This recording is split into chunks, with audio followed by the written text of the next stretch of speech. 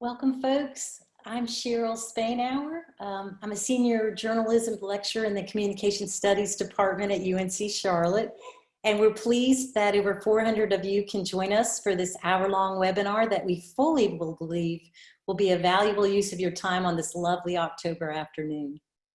Before I introduce our esteemed speaker, Craig Silverman, I want to express gratitude to the following groups and people. The webinar is funded by Atkins Library, the Department of Communication Studies, which houses our journalism minor, the College Democrats at UNC Charlotte, and the College Republicans at UNC Charlotte. The planning committee includes our tireless leader, Catherine Tingelstad, and Mark Bess of the Digital Media Literacy Group at Atkins Library, myself, Professors Fred Batista, Mary Jo Shepard, and Beth Whitaker in the Department of Political Science and Public Administration, and Bailey Adams, a political science and criminal justice major who is chair of the College Democrats at UNC Charlotte. By the way, students, this is a great season for you to get involved in politics as we approach November's election. We encourage you to reach out to either of the student campus political groups who you can find on social media. Today, Craig Silverman is going to talk to us about how to verify what you see, read, and hear online, focusing on the election. We'll open up after his presentation for questions from you, so feel free to type your questions into our chat feed. Dr. Batista will moderate the Q&A session. Now to our speaker. Craig Silverman is an award-winning journalist and author and one of the world's leading experts on online disinformation, fake news, and digital investigations. He is the media editor of BuzzFeed News, where he covers platforms, online disinformation, and media manipulation. Craig is also the editor of the European Journalism Center's Verification Handbook series. These free online books offer world-class guidance on how to verify online content and investigate disinformation and media manipulation. He was named to the Politico 50 for his work exposing fake news and its effect on American politics, and he's the recipient of the Carrie McWilliams Award from the American Political Science Association, which honors a major journalistic contribution to our understanding of politics. His 2019 series exposing a global Facebook advertising scam was named Investigation of the Year by the Canadian Association for Journalists. His journalism and books have also been honored by the Mirror Awards, US National Press Club, National Magazine Awards in Canada, and Crime Writers of Canada. One of the great things about the digital age is that regardless of the pandemic's ramifications on us gathering in person today, is that Craig can talk to all of us from his home in Toronto, Canada. So I'll turn it over to you now, Craig. Thank you. Thank you, Cheryl. Thank you for the introduction. Thank you for having this event and allowing me to come and be part and hopefully share some interesting and useful advice and information for everybody here. So what I'm going to do is I'm going to just share my screen here because I do have a presentation that I want to go through. And then, of course, I'm looking forward to taking your questions as well. So you know, as you heard, the topic is about learning how to verify what you read, see, and hear online. And I am going to try and focus a little bit on election-oriented content. Some of the stuff we've already seen in this year's presidential election.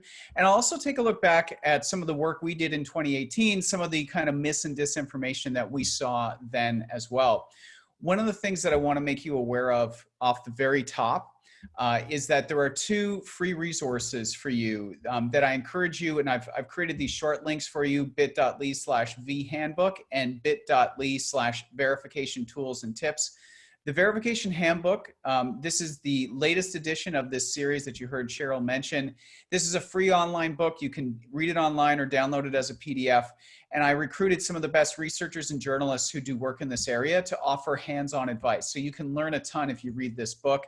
And we actually have earlier editions of the Verification Handbook with other skills covered as well. And then, you know, on the right there is my list. It's a Google Doc that I maintain of lots of tools and some resources that you can use if you're interested in this area of, you know, how you analyze social media accounts, how you analyze websites. Some of the stuff we cover in the book. This is kind of a big list that I maintain. So Obviously, this is being recorded and will be made available to people. So, feel free to screenshot this right now or wait for the recording to get these URLs. But definitely, if you're interested in this stuff and you want to learn more, those are two resources that are available for you. Now, before we get into some of the examples and some of the tools and techniques that I would recommend you start to apply, I want to give a little bit of context because we hear a lot of terms thrown around. We hear fake news thrown around, misinformation, disinformation, propaganda. And I think it's really helpful to try and get a bit of a grounding in, what is the nature of the false and misleading information that's out there? Why does it spread? Why is it such an issue in our networked environment? And so, the first thing that I think is really important to understand is that there are a lot of different types of false or misleading information. There's a lot of different intent, and there's a lot of different kinds of things you might run into. And this is a really great breakdown here from an organization called First Draft that specializes in training in this area. And so they've kind of identified 7 different types of what they call information disorder. And so we can see here on the far right what they call fabricated content. Well, that's content that is 100% false, designed to deceive and to do harm. And then you also have things like imposter content, where maybe somebody pretends to, they mock up an article and it looks like it came from the New York Times, but it didn't. Or they're pretending to be a news site and they aren't really. Or something might be misleading or maybe manipulated, where it's a genuine image and they change something about it. Maybe they take something out or add something in. False context, when genuine content is shared with false contextual information, like where it actually came from. So we're going to look at examples of this kind of stuff in a little bit. But keep in mind, when you're talking about this, there's different kinds of language and terms that we can use, and being specific about it is good, as well as understanding that it's complicated and not everything you see is 100% false when it comes to this area. And that's actually, something I want to quote from the verification handbook here. There's a chapter about information disorder from Claire Wardle at First Draft. Again, there's the link bit.ly/v handbook. She makes a really important point here, which is that most content that is deceptive does not necessarily masquerade as news. So the term fake news, that I started using that in 2014 to refer to a very specific thing. But a lot of times the false or deceptive stuff we see isn't really pretending to be news. It's memes, videos, images, or coordinated activity on like Twitter or YouTube or Facebook. And she also makes the point that most of it isn't fake. It can be misleading or genuine, but used out of context. And that's kind of that loss of context one we talked about before, which we'll see some examples of soon. And then she makes the point that the most impactful type of disinformation that you're going to see often has a kernel of truth to it. So it's not made up completely false. It sort of rides on real events because something actually happened. And if you tweak that just a little bit, maybe you can convince people of that, misleading or false claim you're making.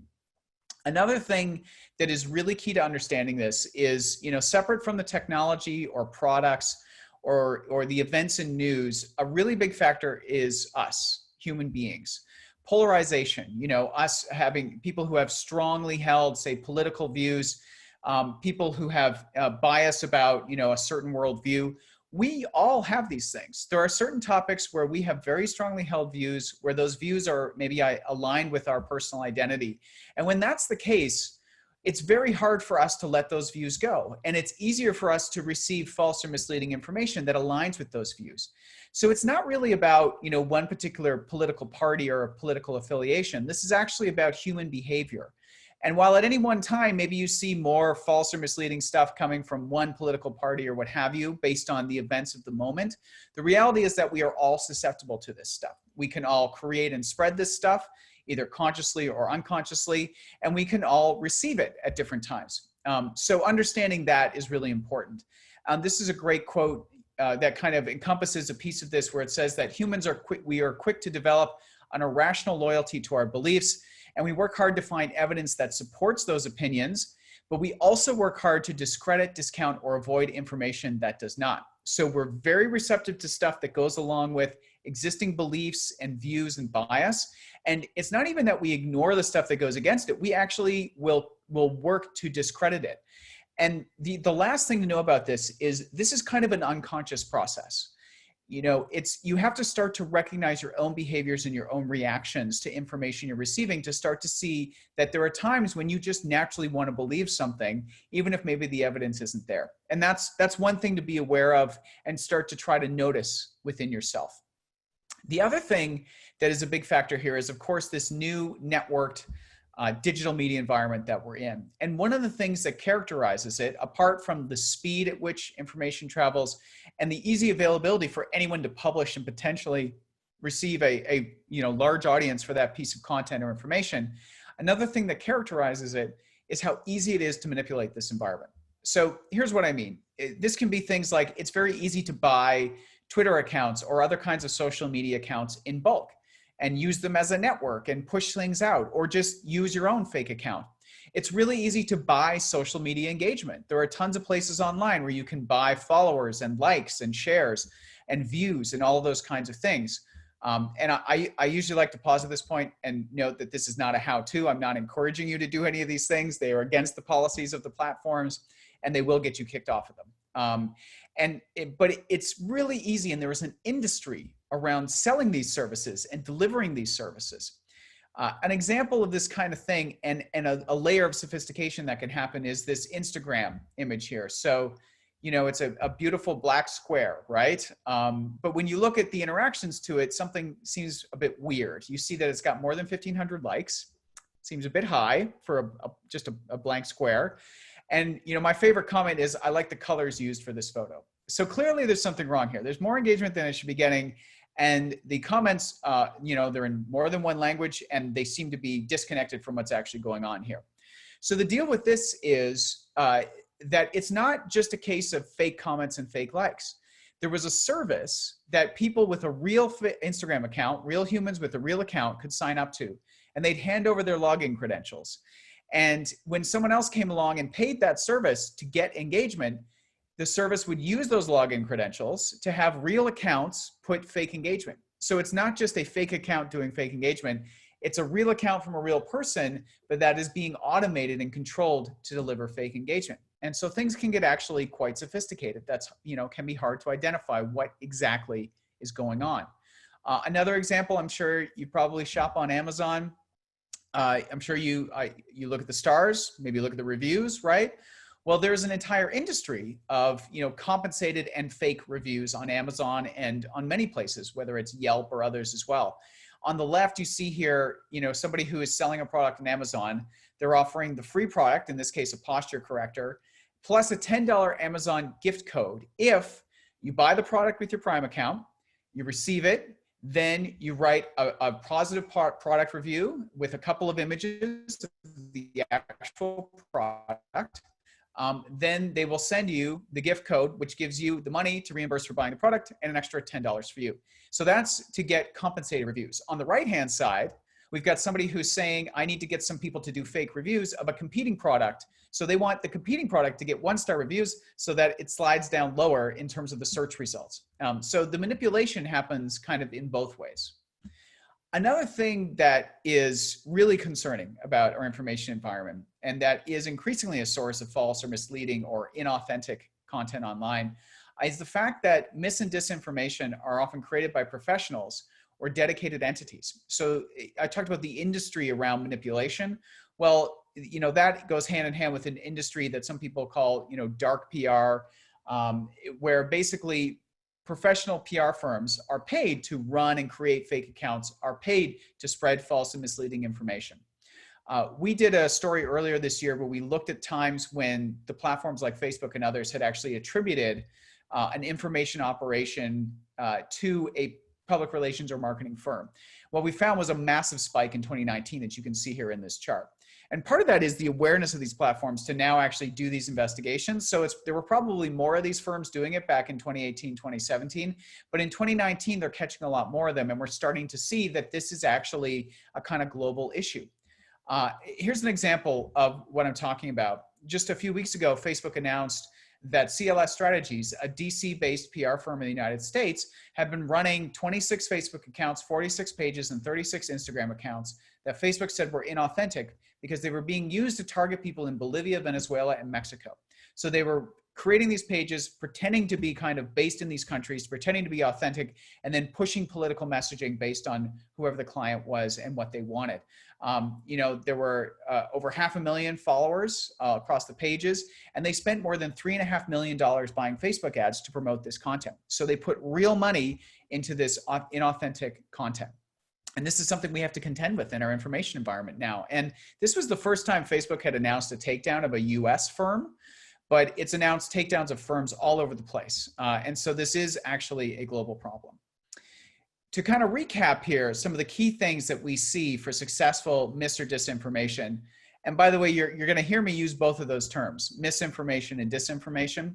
Misinformation, in my context, I'm going to refer to false or misleading information that is spread unintentionally. So people who see it, maybe because of their own personal views, they spread it along, but they didn't know it was false or misleading. That's misinformation. Disinformation is when it is consciously created false information. And so that's sort of the distinction. And I like to use both because, there's a lot of accidental spreading as well as, conscious, in some cases, professionalized spreading as well. So the successful stuff has 5 characteristics. One, as you heard earlier on from Claire Wardle, it builds on real events and details. Making something up completely that never happened is a lot harder to get people to grasp onto. The second thing is it targets emotion. If you can get someone to read something or view something or hear something that instantly gets them angry or happy or gets them, to think, oh, I knew it.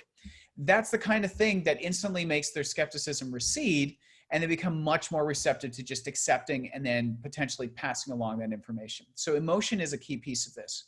Again, as we talked about before, it appeals to existing beliefs or bias, which is something that can affect all of us, regardless of political persuasion, what we do for a living, all of that kind of thing. And it exploits networks like Facebook, networks like Twitter, this networked environment where information moves so quickly, where people can share and like in a millisecond. It really exploits that environment to get stuff moving quickly. And then the last thing is that the stuff that is often most powerful is visual. It's an image, it's a meme, it's a video. And so these are some of the characteristics. And if you think about, well, how do you as a person kind of build resiliency against this stuff? This is kind of a map to also reverse engineering it as well. Thinking about the things you're reading about, the real events and details, thinking about stuff that is triggering an emotional reaction, thinking about stuff that might align with your beliefs and bias, thinking about the things that you're only seeing on social networks and maybe they're not anywhere else, and thinking about things that are visual and really help trigger that emotional reaction. So that's some of the starting framework. But I do want to dive into, some of the not only the ways that we go about this, but also the kinds of examples of what we're talking about. So here's what this stuff looks like, especially in an election context, okay? And so this is biased towards sort of the current or recent stuff that's going on. As I said earlier, pardon me, at any given moment, depending on who's in power, what party is, more influential, who their leadership might be, any given party could become a source of false or misleading information. And so, if you see stuff that seems to be coming from one side in these examples, that's more a reflection of the environment. But I am going to give some examples where not only, as you might imagine, some stuff about or from Trump, but also some false things about Trump as well that have spread. So if we go back to 2016, when we are on election day or coming up close to it, you see a lot of false and misleading claims about the electoral process. And this was a video that went somewhat viral and was reshared by a lot of people back in 2018, where someone was claiming that there was a rigged polling machine where they would choose the Republican and it would switch it to the Democrat. And what happened here is that, this wasn't an accurate video. Like, this actually did happen, but it happened on one machine in one place. And as soon as the voter reported it, they took it out of commission and didn't let anyone else use it. And so, there can be problems with the electoral process, with the voting process, but it's actually, and I'm a Canadian, but speaking about the US system, it's actually a pretty resilient system. And the people who are working these polls are trying to make it work well. And so it's easy to have an isolated case and claim that there is wide scale manipulation going on when in fact that's not true. Similarly, George Soros is a big focus of often false claims. He's somebody he's a billionaire, he's very wealthy, he funds a lot of liberal causes. And so he is someone that there is a lot of scrutiny of. But at the same time, you know, we saw a lot of false claims, and I bet you we're going to see them again surfacing the next few weeks, claiming that, you know, he owns certain voting machines, and he doesn't. You know, the claims about the voting machine company and him, you know, in a lot of the cases, the voting machine company in question, you know, doesn't have any machines active in the United States, or in some cases, you know, it was a company that the affiliation wasn't real. So a wide variety of kind of thin threads that people pull to try and appeal to some of the views that exist about George Soros. You know, you often see false claims about where the numbers are at. And I would really, especially in this election in the US, encourage you to, as much as possible, I mean, by all means, watch on election night, but really be patient and wait, because this election, perhaps unlike any other recently, is probably going to take a lot of time to see what the clear picture is. And so if you see early claims about, you know, exit polls or early voting totals, they are probably not going to play out exactly that way. So be very skeptical of that kind of stuff. Another thing we saw in 2018 were people claiming that, you know, that illegals were being bussed in to vote. And, you know, first of all, it's very hard for someone to be able to vote with a fake ID. But the idea that there are, you know, buses loaded with illegal immigrants with fake IDs headed to the polls, pulling up and getting away with that, I mean, that's a tough one to look at. And so one of the questions here, of course, is, aside from the fact that, you know, that's a pretty unlikely thing to have happen, is where did these photos come from and what do they really show? And I'm going to give you a really free and easy tool to show you that in a little bit.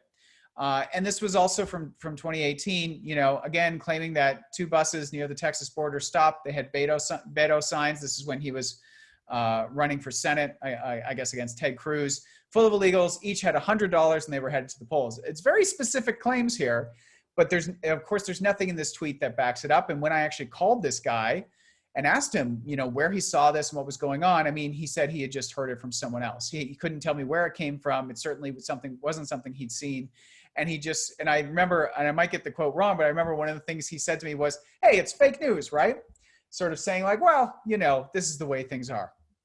Okay, so let's get into the present. Obviously, one of the big news events recently is Donald Trump getting the coronavirus, right?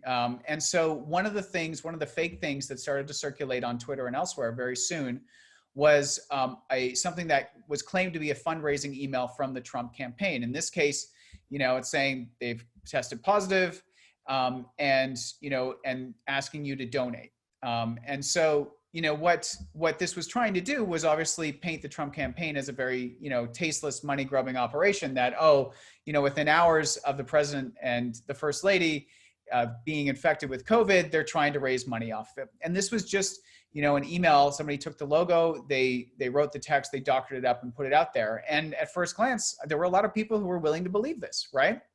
Here's another claim. So here's a guy on Twitter. Again, you know, this was after the Trump diagnosis came out. So he's saying that these, you know, these so-called nuclear doomsday planes, but, you know, planes with nuclear payload had taken off.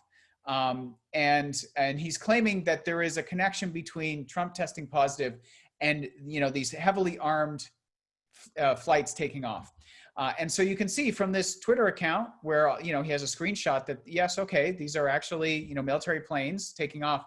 Some news outlets actually covered this. Well, you know, this was completely false. Anyone who went back and looked at the pattern of these kinds of flights for these kinds of planes would have seen that they are routinely taking off. There was nothing that was an anomaly about this. And yet one tweet with one screenshot that looks very technical, and all of a sudden you have some news outlets writing it up. Here's another one. This is a guy who ran theme parks for Universal. So a former executive, he's got a verified account. He's got a decent amount of followers.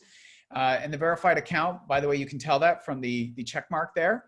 And so here he is claiming that Trump, when he left the White House to take the helicopter to Walter Reed, had a portable oxygen generator in his suit pocket, a nasal breathing tube ran up his back, and then it was hidden in his hair and by the mask he was wearing. So very specific claims. And what do we have here? Well, we have 3 photos of Trump.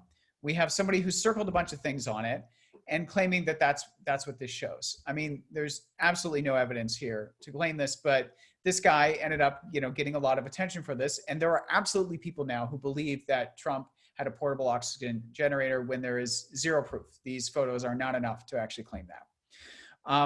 Here's something from the Trump campaign. One of the things that they've been doing a lot is what's often described as manipulated media. And you can see this came from Dan Scavino, who's the social media guru for Trump. And Twitter disabled the video eventually because of a copyright claim. But initially, they flagged it with that blue manipulated media text on it. And let me show you what this video that came from the Trump campaign actually showed here. So here's an anchor, and she's introducing Joe Biden for an interview, and Joe Biden appears to be asleep, and she's going to try and wake him up. And, you know, so obviously this would be a very embarrassing thing for any candidate to be, you know, and especially if you are, frankly, as old as Joe Biden is, right? And so this plays into some of the criticism that the Trump campaign has been putting out about Biden, saying, well, he's too old, he's not with it, that kind of thing. So here's where this originated. This was a real interview that happened, but it was Harry Belafonte was the guest. And so they took this video and then they just inserted the video footage of Biden there with his eyes closed to make it seem like it was Biden falling asleep for an interview, right? So these are the kinds of things that we see. This is the kind of stuff that's spreading and that's out there. And as you can see, you know, in a lot of cases, there is that kernel of truth. It's a real photo. It's a real video, but they've tweaked it. They've done something to it. You know, it's the real email font and template for a Trump campaign email, but they've made up the text for it. This is the kind of stuff that we see. And as we get closer and closer to the election, there's going to be more and more of it. And so, you know, it's important to, one, be aware of the kind of stuff that's out there, be aware of those tips around recognizing emotion and bias and all of that. But it's also also important to kind of be equipped in another way. So that's where I want to talk about 3 key approaches, which are not super technical, which don't require any real super expertise, and which anybody can, and more importantly, should do. And this is something that, you know, if everybody did these 3 things, I don't think this false or misleading stuff would get as much traction. So what are these kind of simple 3 things? Well, the first one is super simple, which is just ask questions. But you need to think about what the right questions are. So you see a piece of content, it's an article, it's a video, and you need to start asking questions about it. One of the great guides here for photos and videos, this is from that organization again, First Draft, and I've got the link there for you in the corner, bit.ly/3CJEMRG. Screenshot that, or, you know, I'm going to make the slides available after. So they've got this great little visual verification guide. So if you see an image, what do you do to actually verify this? Well, one of the things that journalists and investigators want to do is we want to look at the original version. So we want to know who took this photo, where, when, and why. What were they doing? And so those are the 5 questions there. Are we looking at the original version? Do we know who captured it? Do we know where it was captured, when, and why? And it's the same for photos, it's the same for videos. So if you're not clear on really where this image came from, then you should probably hesitate before sort of applying your beliefs or views to it. And I'm going to show you a great tool for doing that in a second. So thinking about that, what do we really know about the image? Another set of questions and the kinds of things you want to think about when you see something coming from a social media account or a social media account that you're interested in is, you know, okay, so who are they claiming to be? Look at their bio. What kind of stuff do they share? What do they talk about? Who do they follow? Who follows them? You know, it's always good to wonder if it's a verified account, but as I showed in that earlier example, you know, people with blue check marks share false and misleading stuff all the time. But the blue check mark will tell you that it's likely that they are who they claim to be. So that's where, you know, that key piece is there. And so it's not just about the one piece of content that, you know, the tweet they made or the photo they shared. What you're trying to do is understand who this person is. Are they a reliable source? Would they be someone who would know this piece of information? And if you ask these basic questions and start to understand more than just that one thing that you were initially interested in, that's where you start to put the pieces together in a big way. And you know, there's also some basic questions you might want to ask when you're looking at articles and websites. You know, does it have an about page where it tells me who is behind this website? Is it an organization? Have I heard of them?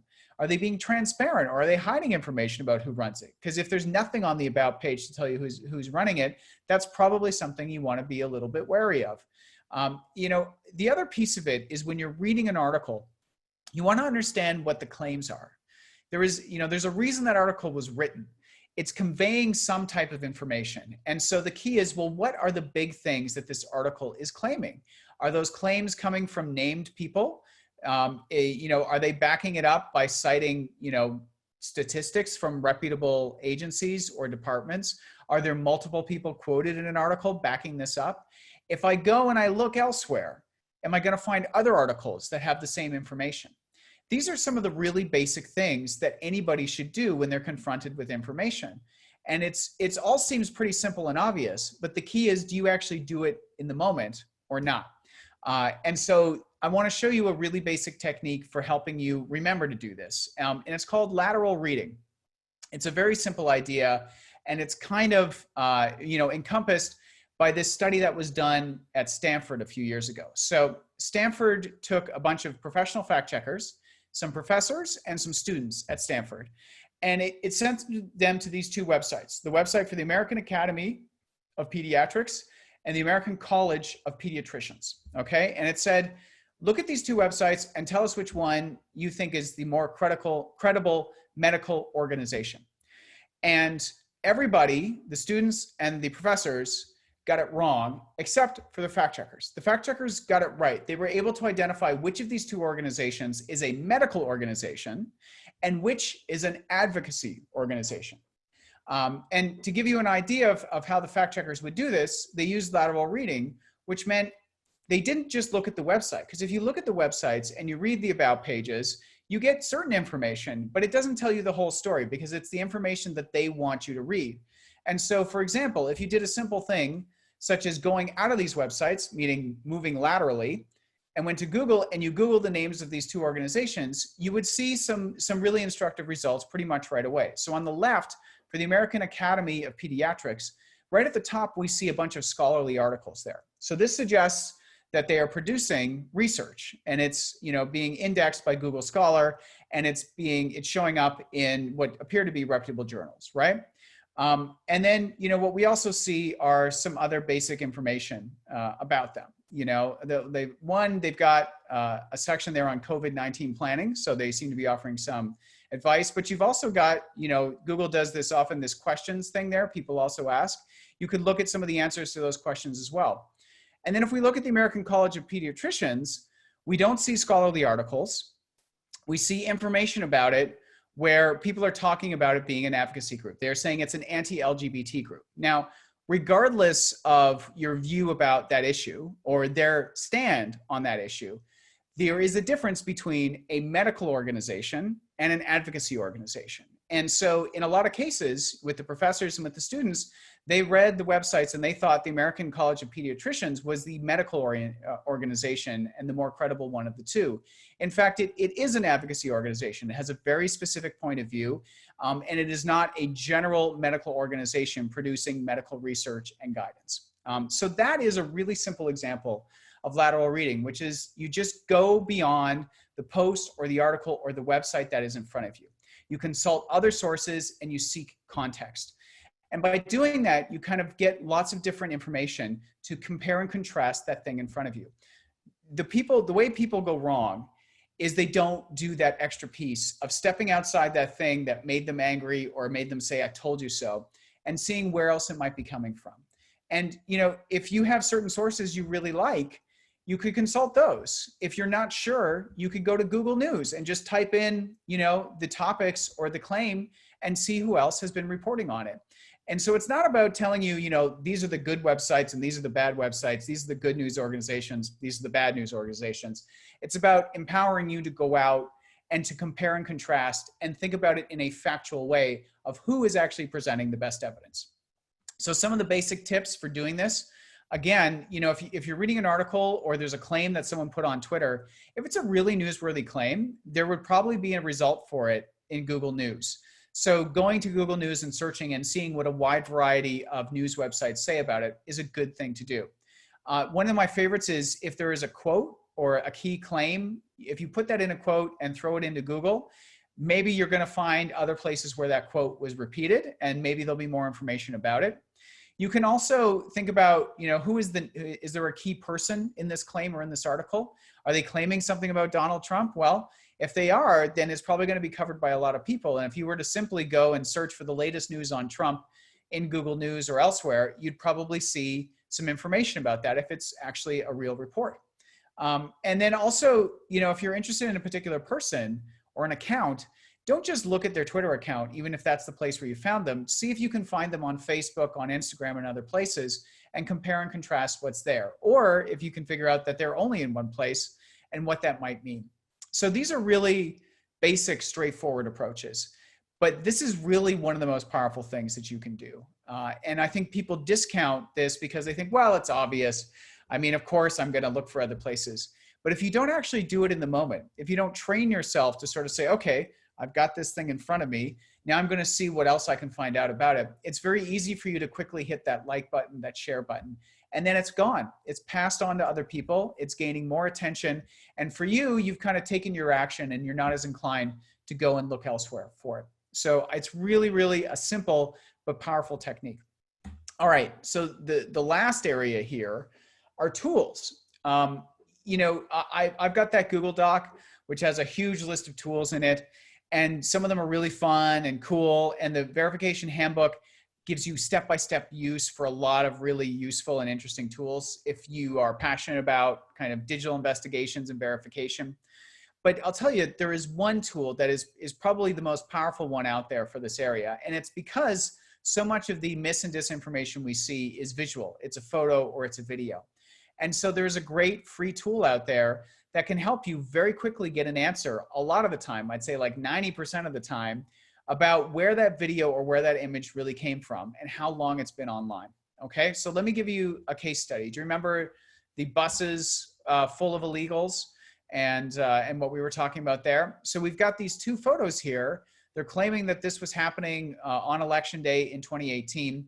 Why don't we find out where these photos came from? All right, so what we're going to do for that is called reverse image search. So that is the tool I've been building up here and building to. Now, I'm guessing some of you are already familiar with this, but I bet a lot of you aren't. Even when I go into newsrooms and do trainings, and I ask working journalists, are you familiar with reverse image search? I get a lot of people who don't raise their hands. And so if everyone out there practiced lateral reading and knew how to use reverse image search, honestly, we'd be in such better shape in terms of our information environment. So the principle here is, just as search engines like Google look and index, websites, the text on them, the information, they're also doing that with images. And Google and others are really good at recognizing the same image and clustering images together because they're all of a bus, or they're all of the same event. And so because of that, we can actually search by image. So instead of typing in text, we can actually find an image, upload it to Google Images, and see where else online Google has found that image. And we can check the date to see how back in time it goes. Obviously, if this photo was from the midterms in 2018, then we would see lots of results from 2018, and we shouldn't see anything before 2018 because it's a new photo. All right, so here's how we do this. One, we go to Google Images. We're going to click on that camera icon I just highlighted, and then that's going to bring up these options here. So you can paste in the URL of an image. So just the URL of the image, you can't put in a whole web page, just has to be the image, or you can upload an image. So what I did was I basically just took a screenshot from that tweet of this photo of a bunch of people crowded around a bus. I went to Google Image Search, I uploaded the image, and here are some of the results I got. So let's take a little guide through here, what we're seeing. So one of the things that we see is that Google has kind of inserted the word crowd here into the search bar. And a lot of people who are familiar with reverse image search aren't aware that you can actually change this and research. So if you knew the location, then you could actually put that location in there and it might refine the search even more. But by default, Google is going to make a little bit of a guess. What else do we see here? Well, Google is telling us that it's found a bunch of different sizes for that photo. That's good news because the bigger the photo is, the more high res it is, and that may indicate that that's kind of the original image. Remember, we're always interested in the original image. And then beyond that, it's showing us other images that it thinks are similar. It's showing us other kind of web results. Not a lot there that's kind of hugely helpful, but if we kept scrolling, then we would get these results here. So it's going to show us pages that include matching images. So we can see here just from those thumbnails that the exact image we're interested in is in a bunch of articles from the Daily Mail, from a couple other websites here. And if we look at the dates and we pull up the article here, we're going to see that the date was July of 2014. So we've gone to the article, we see the exact photo, we see that it was first published in 2014. We know that this photo has been online for at least 4 years. We know that this is not a photo of illegals on a bus who are trying to get taken to vote. And all of that was done by using a really simple tool that is freely available from Google and from some other places I'm going to show you in a second, okay? You know what? You can also do this with videos, okay? So here is our Joe Biden is asleep video, right? And if we had simply taken, you know, our kind of screenshot of the reporter there and put that into Google image search, we would instantly get results here, Joe Biden asleep during interview.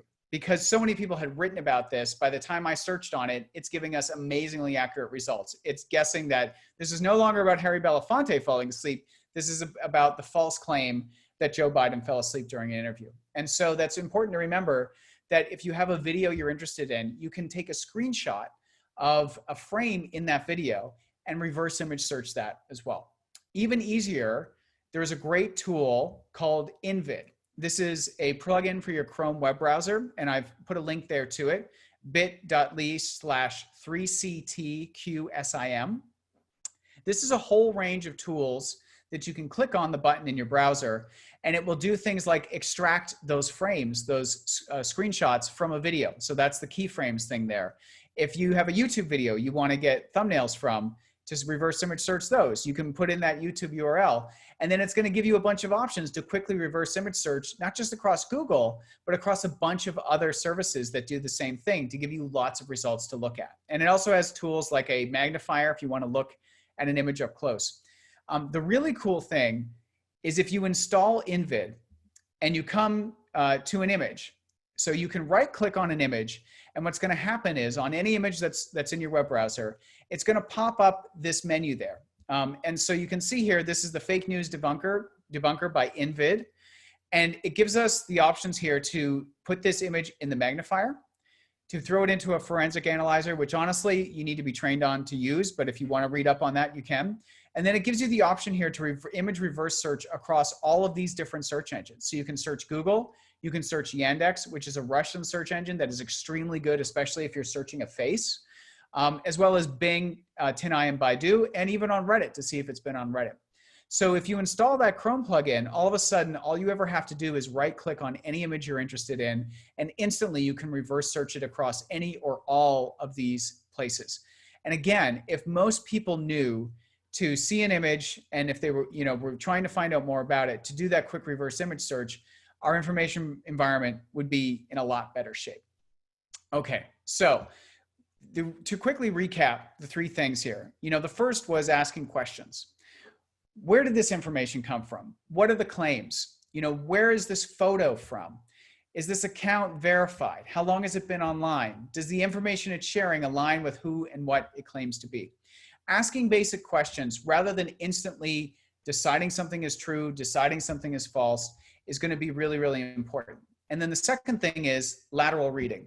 You're seeing an article or an image that you're interested in that you're wondering about. The thing that you can do aside from looking at it and of course paying attention to it and analyzing it and thinking about it for yourself is to move away from that website, away from that particular tweet or other social media post, and go and look elsewhere. And a really simple shortcut is to try searching in Google News about that same topic and see what results you get, so that now you can look and see if it's being repeated elsewhere or maybe contradicted in other places. And then the last thing here is reverse image search is probably the single most useful tool that you can use in this area. And I really encourage you to install InVid if you can, or just be aware of Google reverse image search and use it. Play around with it, have some fun with it, reverse image search some memes or other things like that, so that when it comes time, when you see a video or an image that you're really interested in, you know how to do it. So look, thank you again for the time. I'm really looking forward to your questions, but I just want to reinforce again those 3 points. And also reinforce again that there are these free resources available to you.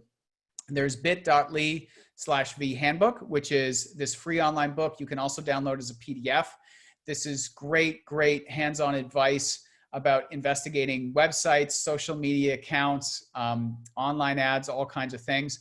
And then there's my Google Doc, bit.ly/verification tools and tips, which you can look and access anytime. I've got the link there to the InVid plugin, as well as a few other plugins that I really like, and then a whole bunch of other tools and tips as well. So I hope this was helpful. I hope you take away those kind of 3 core things there, and also understand a little bit more about our information environment and why false and misleading information spreads, and why any of us at any time could be susceptible to the right message that hits those right emotional and belief and bias notes within us. So thank you very much. I'm going to stop sharing my screen, and I'm going to come back on here, and would love to take some questions and have some discussion. Thank you, Craig, so much. This was a great presentation. We have about 15 minutes to take questions. Some of them come from students who submitted questions beforehand to us, and some will come from the audience. Let's see how much we can do with the 15 minutes. So I'm going to start with one from 2 journalism students, Brennan and Logan. So they're talking about, asking if you think there's a solution, there's any solution to stopping the spread of fake news and harmful news on social media without actually relating to media literacy, which is what we're doing, but the solutions that tackle the sources without infringing on questions of freedom of speech. Yeah, I mean, that is an important tension that exists. These platforms, they do have tremendous power. And if they decided tomorrow, you know what, we're just going to eliminate all content about X, everything that is Trump is getting off our platform. We don't want any more politics on here, right? Well, that would absolutely infringe upon people's freedom of speech and freedom of expression. And so it is a real tension that exists. And I think we do have to be careful of, as much as we want these platforms to be active in enforcing the policies they have and enforcing the laws that exist, we also don't want them to overreach and become, the biggest censors in the history of the world, which, let's be honest, they have the power to do. So I appreciate the recognition of that tension there. I think one of the things that I'll highlight, aside from the kind of media literacy thing, is that, one, these platforms should do more about things like the sale of fake likes and the clear violations of their policies. Because a lot of those techniques for evading policies, for using fake engagement, techniques people use to run scammy ads, those are often used to spread false and misleading information as well. So they need to lock themselves down about, those bad actors that are not actually trying to do mis and disinformation. The other thing that's actually really encouraging that some of the platforms are doing is just simple, what people call nudges.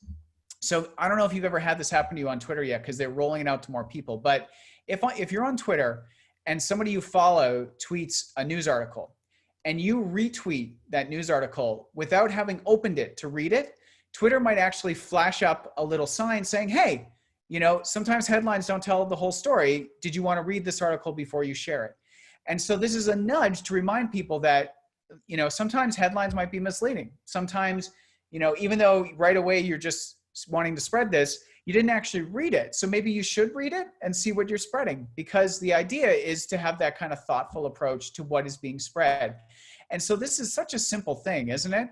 But Twitter so far has announced that the results have been encouraging in the sense that it's actually getting people to read it. Twitter isn't saying, don't share this. Twitter is saying, why don't you become informed to make your own decision about whether you want to share this? So this kind of nudge is something that I think these platforms can do. We're seeing more of them where it's not just Twitter, but Facebook and others are trying to show contextual information. Like, for example, if you're going to share an article from a website and a fact checker has labeled it false, they're going to show you that. You can still share it, but they're going to show you that. If, for example, you're going to share an article from a website, you can now click on a button and see when that website was registered. If it was registered last week, are you as likely to share it knowing that it's brand new and doesn't really have any history? So these kinds of bits of contextual information and these nudges, I think is something that can really help. But I also would finally say that we have to be realistic, that there isn't like a single thing, there isn't a silver bullet. And as much as the platforms have to meet their responsibilities, it's not just about them. It is about us and our behavior and how we're navigating this environment. It is about, regulation and the frameworks that exist that can, create better information ecosystems and not suppress free speech. So I think there's a lot of interconnected things, but there's definitely stuff not specifically about media literacy and not suppressing free speech that can be done. And those nudges, I think, are a really encouraging area that they're doing.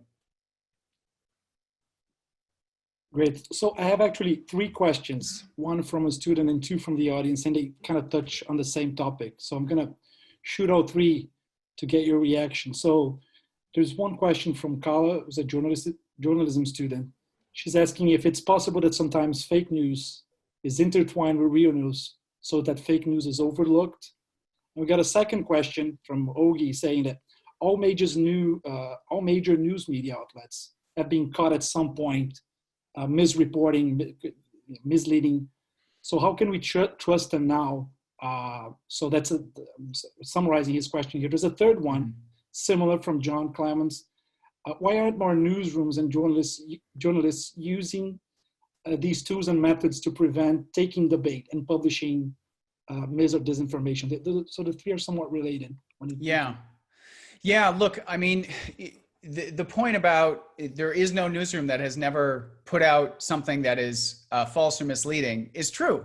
Actually, before I really dug into this digital area, I spent roughly about a decade focused on the errors that journalists make. I wrote a book called Regret the Error that's like a history of journalist mistakes. And you know, the process of producing journalism is a very human process. We talk to sources, we try to gather from different places, and there are lots of ways where you can make mistakes.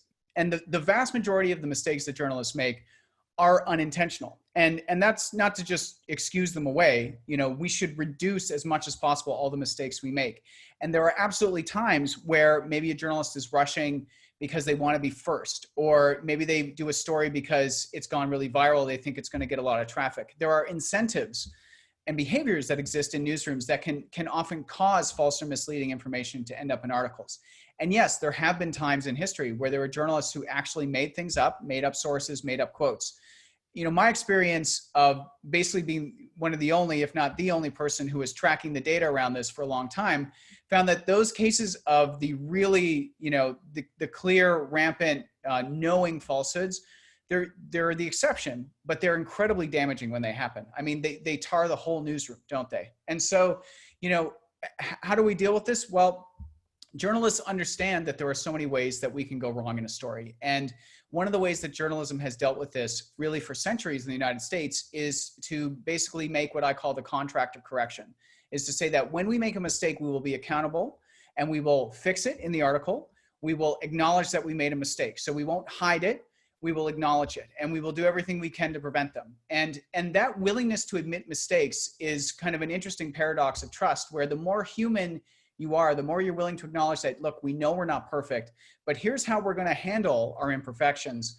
That is actually a trust building activity. Now, obviously, there are certain kinds of errors that are absolutely trust destroying. When you get something really, really wrong, when you harm someone's reputation, when you ruin their business, when you use your power in the press in a way that causes harm like that, I mean, that is extremely difficult to come back from. And so, you know, in newsrooms, journalists do take accuracy seriously, but that doesn't mean we bat 1,000. We do make mistakes. And so I would encourage for people out there to think about what do the journalists do when they make a mistake? Are they accountable, or do they try to explain it away? Do they try to cover it up? Because for me, if someone is making an honest mistake but is willing to be accountable for it, I'm willing to trust them more. If they are evasive about it, if they continue to make mistakes and not be accountable, then that's someone that I don't want to get information from anymore. And in terms of why, you know, these tools and approaches are not as widespread in newsrooms, look, the reality is, if we're looking at American newsrooms, especially local newsrooms, they have been cut to the bone. Going back about a decade or more, okay? The economic situation has been really, really bad for news organizations. There are now some that are doing really well, like New York Times is doing really well economically and all of that. But the resources in the newsroom to learn new things, to be trained, to have the time to go and do a workshop or a seminar, it's been really reduced. And so this stuff isn't often getting into newsrooms. Journalism schools have often not given a priority to it. And so this is one of the things that I and a lot of colleagues are trying to do through things like the Verification Handbook, is to give free resources, and we give a lot of free trainings as well to get this stuff into newsrooms. It's not that people don't care, they do, but they don't know about it, or they're not given time to train and learn this stuff. And so it's a kind of a mission I have, and a bunch of other people who specialize in this stuff, to try and spread this to newsrooms as much as possible. So on a similar, still on that, we got Sydney and Kelsey, who are journalism students, as well, asking about, what's your best advice, or what the best advice you received about using sources. So that's a very journalism question. So shooting that out for them. Yeah, well, I think I talked a little bit about, for example, if you were going to look at articles or things like that, I think you've got to judge them and ask yourself at the core of it, like, where did this information come from, and how credible is this article? But when we talk about human sources, and someone you're talking to and interacting with, you should really be conscious of kind of the experts that you're finding for stories, because this is one of the ways where journalists are making really important decisions in sometimes unconscious ways. Where are you going to find the sources in your stories? Do you go to the same educational institutions? Are you only quoting men? Are you only quoting people from this walk of life or that walk of life? And I think you really have to kind of self-interrogate and think, am I actually getting to a lot of different people? Am I actually finding sources who are experts in this particular area? And does their expertise stand up? And that is a really important thing, is just being conscious of the sources you're choosing. Because what happens a lot in newsrooms is you have a certain amount of time, you need to find some experts, you're just going to start, dialing, emailing, whatever to find them. And so you have to really think about, are you representing the viewpoints that need to be represented in this story? Have you done the work to find the people who really have the true insight rooted in evidence or rooted in other things? And then beyond that with sources, I personally I try to be really forthright with people. I think a lot of people don't deal with journalists on a daily basis, like a professor who gets quoted a lot will. And so, they understand the ground rules, but you need to explain to people the process of how journalism works, because too often people don't understand what journalists actually do, how they go about their job. And so when you talk to somebody, especially someone who is not being quoted a lot, you need to explain, we're going to talk, I'm going to use quotes from you, it's going to go in an article, and it's not talking down to someone, because honestly, people really don't understand the journalistic process. So I would really encourage you to also err on the side of being really transparent about the process with your sources, and to ask them off the top if they have any questions about how this whole thing works. Because people often get very nervous talking to a journalist, and it's just because they don't really know what's going to happen. So I think it's a great opportunity to help people understand more about the media process. I think we got time for one more. And I got, there's a question from Patrick. So this is going back to regulation. He's asking about what level of engagement should federal and state government take, especially given, on this matter, especially given the possibility that other countries are engaging in coordinated efforts to misinform the public in the US? Yeah, I mean, so we have disinformation battles raging in the information space all the time. And I don't know if this question, I saw somebody else sort of mentioning China and Iran and Russia. Obviously, we know Russia trying to interfere in the 2016 election, trying to do it again right now, according to intelligence assessments. So, the geopolitical reality of adversarial nations, or nations that are intensely competitive with each other, this is going to start to represent itself in the digital sphere. And so particularly over the last few years, to be honest, in part because of so much of the attention that Russia's efforts in 2016 got, we are seeing, I think, more countries particularly trying to influence the public debate in the United States. They think that it's possible. They think that it's worth it. And they also think that it frankly can be done on the cheap, as opposed to investing in really advanced weapons or trying to build complicated international coalitions, to actually just hire a bunch of people, 25 people in a room working shifts, trying to, troll in comments, create and spread false information. I mean, that's a bargain basement kind of thing to do. And if you can actually get it to the point where, for example, a sloppy journalist repeats it, or maybe you post a tweet that goes viral, I mean, that's just massive bang for your buck. And so I think the cost efficiency of it is a really big piece of it. I think people looking at 2016 and saying, wow, Russia was quite successful. us, Iran, us, China would like to do that. And at the end of the day, it comes down to the desire of nations to kind of influence other nations around the world. And when you think about, how big and powerful China is and how much China controls its information environment domestically to make sure that, to stifle dissent, to control the message there, China has really decided now to try and extend that internationally. And I think the coronavirus is a perfect example of that, where for a while we had basically an international disinformation battle between the Chinese government trying to minimize its fault and blame for the spread of the coronavirus. And we also had the US government trying to minimize, its decisions and some of the problematic things that it had done, and trying to put all the blame on China. And so at one point, China was trying to spread a false narrative that the coronavirus had originated in the United States even, and so I think this is kind of our new reality. And I would just add finally that even, there are efforts by the US government to also influence public debate and information in other countries around the world. Now, we have not seen the kind of troll factory approach that Russia and others have taken, but there have been cases where, US agencies were running accounts, tweeting stuff in Persian to try and influence people in Iran and did not disclose that they were affiliated with the US government. And so the truth is that everybody is doing it, but I definitely see countries like Russia and Iran and China being much more aggressive and being much more willing to do some of the inauthentic activity as well. Great, thank you so much. We got lots of people saying that they really enjoy this. Thank you, Craig. So thank everyone who helped organize this event. And thanks to everyone who attended and sent questions. This was great. Thank you so much. Thank you, everyone.